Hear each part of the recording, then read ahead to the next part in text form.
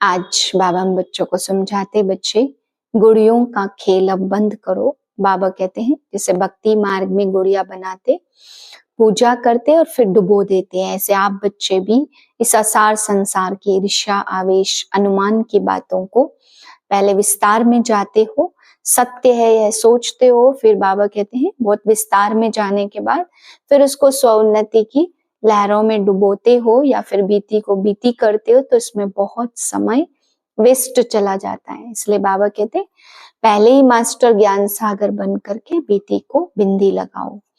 फिर बाबा ने समझाया जिस बच्चे के अंदर योग बल है उसे थोड़ा भी किसी बात में धक्का नहीं आएगा, कोई भी लगाव नहीं आएगा।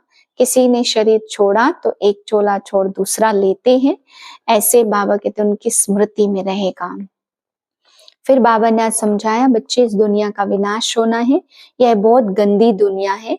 बाबा ने अपने अनुभव से बताया कि एक राजा का बच्चा है, वह उसने 12 मास में 1 करोड़ रुपया खर्चा कर दिया। तो बाबा कहते बच्चे सोचो कितनी गंदी दुनिया है, कैसे कैसे खर्चा करते रहते हैं।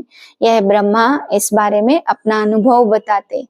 बाबा कहते निराकार तो यह सब देखते नहीं है, लेकिन साकार को यह सब अनुभव है, ऐसे ऐसे मिलते रहते।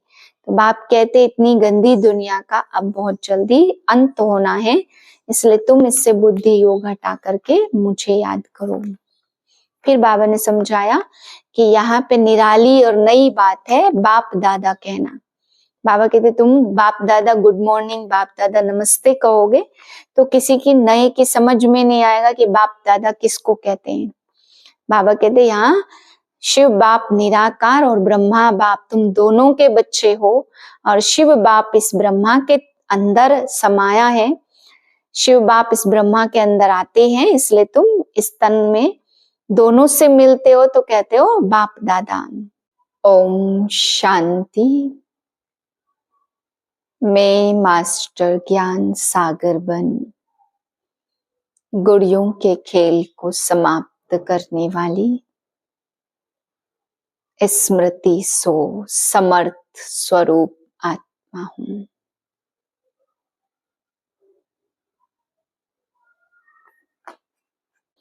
अव्यक्त इशारे हैं, जो भी राजनेताएं व धर्म नेताएं हैं उन्हों को पवित्रता और एकता का अनुभव कराओ। इसी की कमी के कारण दोनों सत्ताएं कमजोर हैं। धर्म सत्ता को धर्म सत्ताहीन बनाने का विशेष तरीका है पवित्रता को सिद्ध करना, और राज्य सत्ता वालों के आगे एकता को सिद्ध करना। 5/2/2025 के महावाक्य हैं। मीठे बच्चे, शरीर रूपी कपड़े को यहाँ ही छोड़ना है, इसलिए इससे ममत्व मिटा दो। कोई भी मित्र संबंधी याद न आए।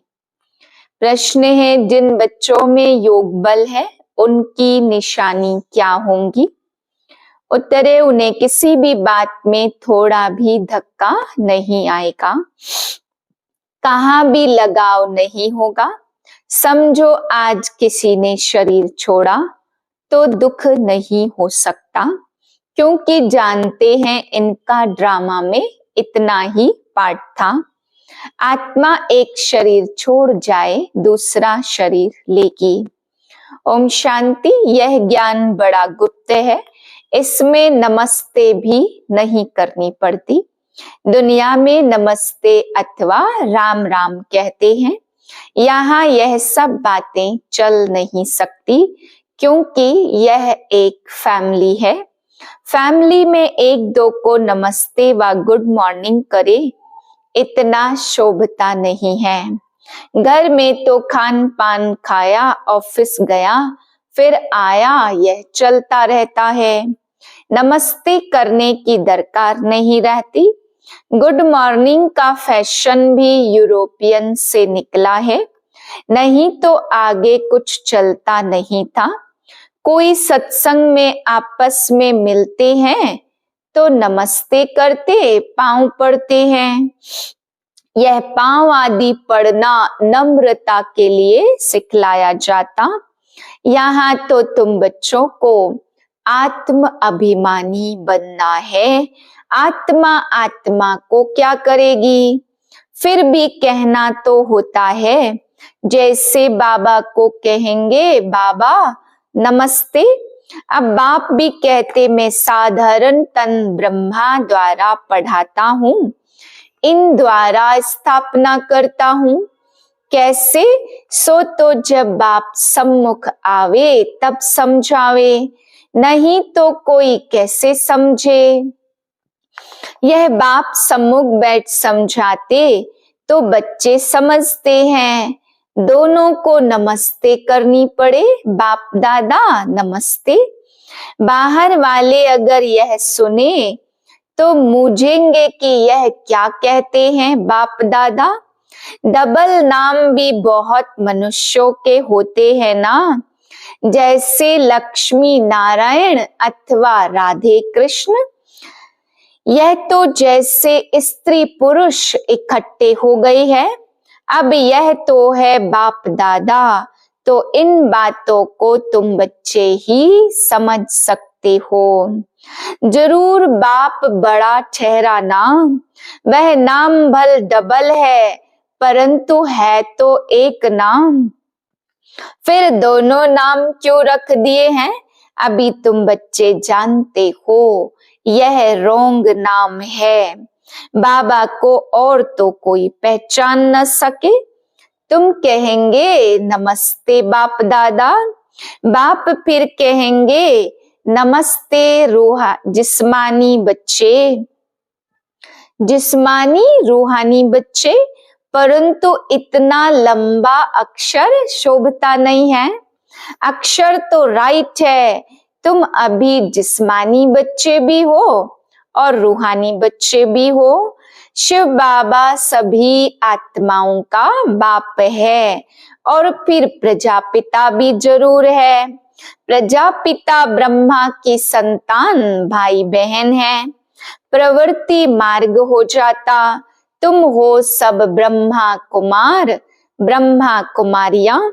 ब्रह्मा कुमार कुमारियां होने के नाते प्रजापिता सिद्ध हो जाता है। इसमें अंधश्रद्धा की कोई बात नहीं।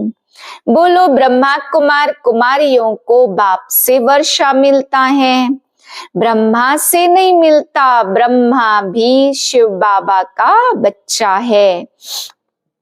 सूक्ष्म वतनवासी ब्रह्मा विष्णु शंकर, यह है रचना, इन्हों का रचयिता है शिव।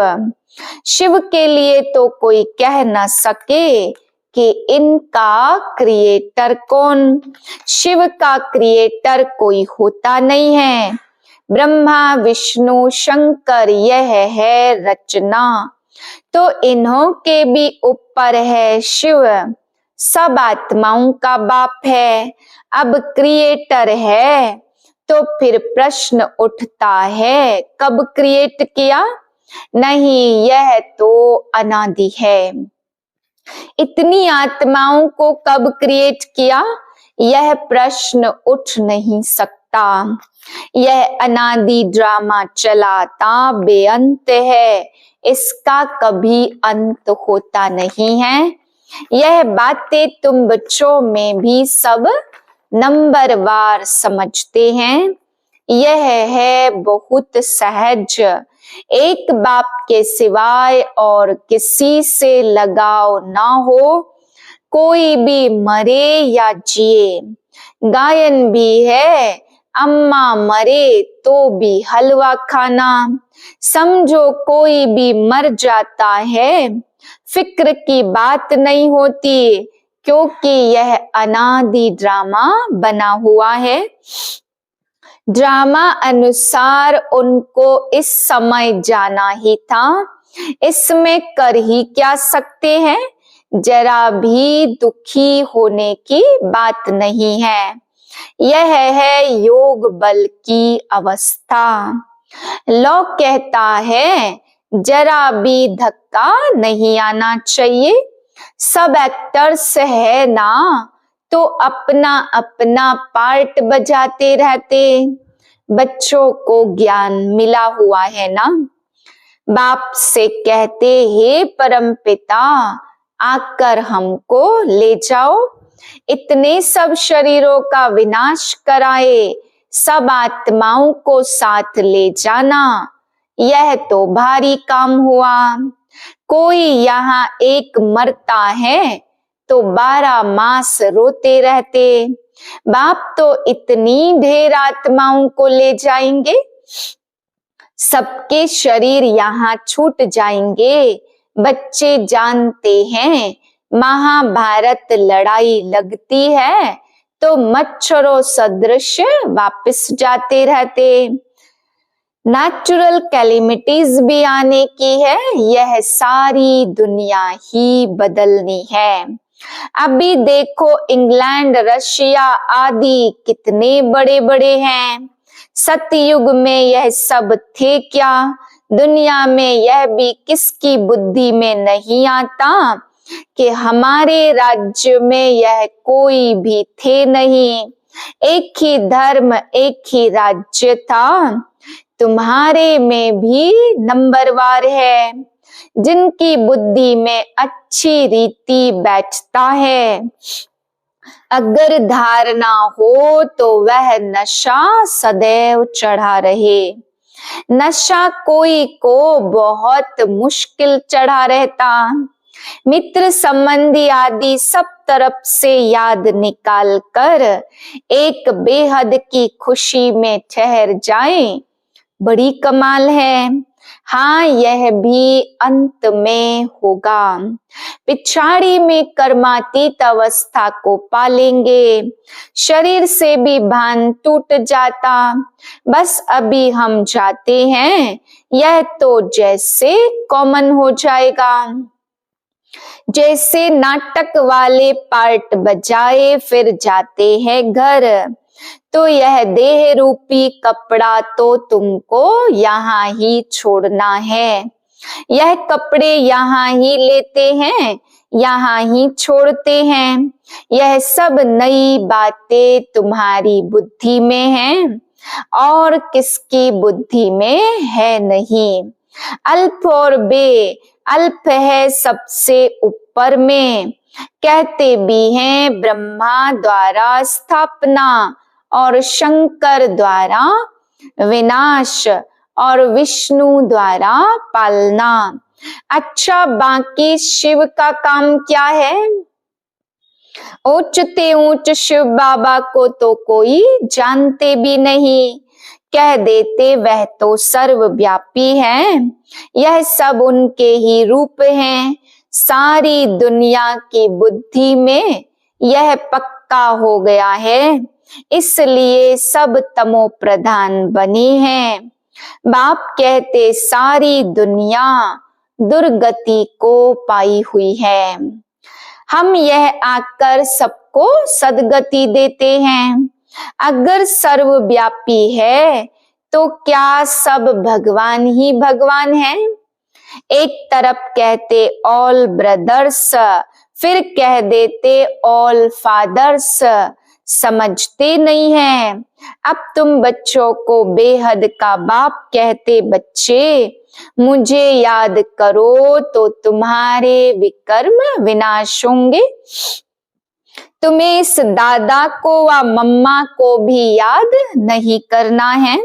बाप तो कहते कि ना मम्मा ना बाबा, कोई की महिमा कुछ भी नहीं है।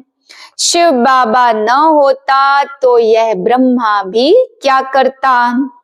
इनको याद करने से क्या होगा?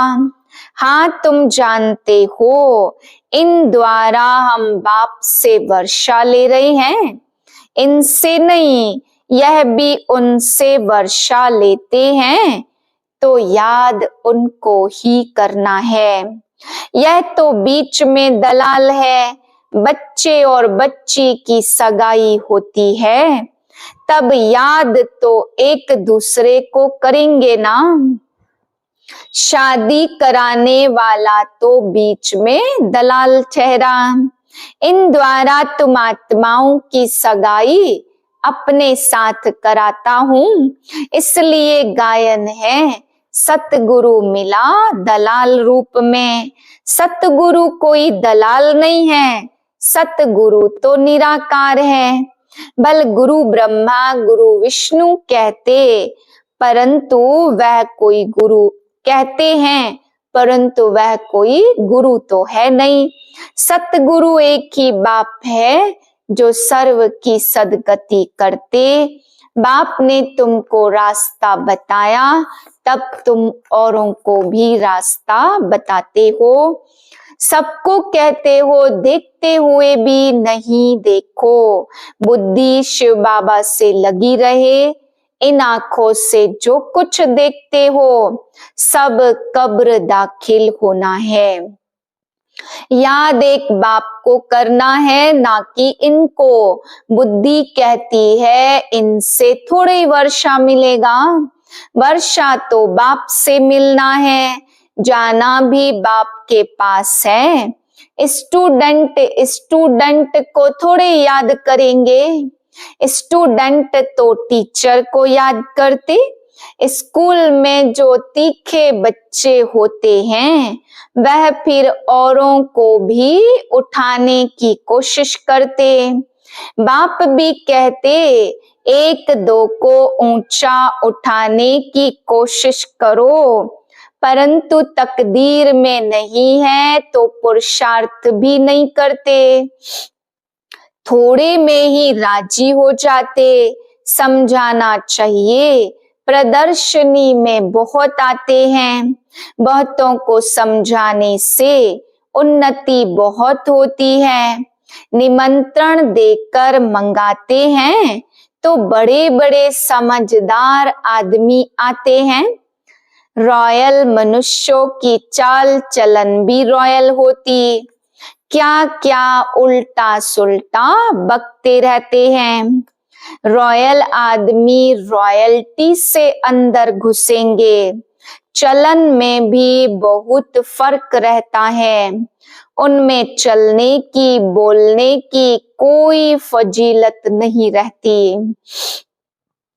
मेले में तो सभी प्रकार के आ जाते, किसको मना नहीं की जाती, इसलिए कहाँ भी प्रदर्शनी में निमंत्रण कार्ड पर मंगाएंगे तो रॉयल अच्छे अच्छे लोग आएंगे, फिर वह औरों को भी जाकर सुनाएंगे। कभी फीमेल्स का प्रोग्राम रखो तो सिर्फ फीमेल्स ही जाकर देखे, क्योंकि कहाँ कहाँ फीमेल्स बहुत पर्दे नशीन होती हैं, तो सिर्फ फीमेल्स का ही प्रोग्राम हो, मेल कोई भी न आए। बाबा ने समझाया, पहले पहले तुमको यह समझाना है कि शिव बाबा निराकार है, वर्षा दादे का या बाप का मिलेगा। दादे की मिल्कियत पर हक लगता है, भल कैसा भी कपूत बच्चा होगा तो दादे का वर्षा मिल जाएगा। यह यहाँ का कायदा है, समझते भी हैं। इनको पैसा मिलने से 1 वर्ष के अंदर उड़ा देंगे, लेकिन गवर्नमेंट के लॉ ऐसे हैं जो देना पड़ता है। गवर्नमेंट कुछ कर नहीं सकती, बाबा तो अनुभवी है। एक राजा का बच्चा था, 1 करोड़ रुपया 12 मास में खत्म कर दिया। ऐसे भी होते, शिव बाबा तो नहीं कहेंगे हमने देखा है, यह दादा कहते हमने ऐसे बहुत मिसाल देखे हैं। यह दुनिया तो बड़ी गंदी है, यह है ही पुरानी दुनिया, पुराना घर। पुराने घर को हमेशा तोड़ना होता है। इन लक्ष्मी नारायण के राजाई के फर्स्ट क्लास चित्र देखो कैसे हैं। अभी तुम बाप द्वारा समझ रहे हो और तुम भी नर से नारायण बनते हो। तुम उन्नति को दिन प्रतिदिन पाते रहते, तुम्हारे में भी पूरे फ्लावर्स अभी नहीं बने हैं, इसमें रॉयल्टी बड़ी अच्छी चाहिए। फ्लावर्स बनते जाते, तुम बच्चे प्यार से कहते बाप दादा। यह भी तुम्हारी नई भाषा है जो मनुष्यों की समझ में आ नहीं सकती। समझो बाबा कहाँ भी जाए तो बच्चे कहेंगे बाप दादा नमस्ते। बाप रिस्पॉन्ड देंगे रूहानी जिस्मानी बच्चों को नमस्ते। ऐसे कहना पड़े, कोई सुनेंगे तो कहेंगे यह तो कोई नई बात है। बाप दादा इकट्ठे कैसे कहते हैं? बाप और दादा दोनों एक कभी होते हैं क्या? नाम भी दोनों के अलग हैं, शिव बाबा ब्रह्मा दादा। तुम इन दोनों के बच्चे हो। तुम जानते हो इनके अंदर शिव बाबा बैठा है। ड्रामा पर भी पक्का रहना पड़े। समझो कोई ने शरीर छोड़ा तो जाकर दूसरा पार्ट बजाएंगे। हर एक आत्मा को अविनाशी पार्ट मिला हुआ है, इसमें कुछ भी ख्याल होने की दरकार नहीं है। उनको दूसरा पार्ट बजाए जाना है, वापस तो बुला नहीं सकते।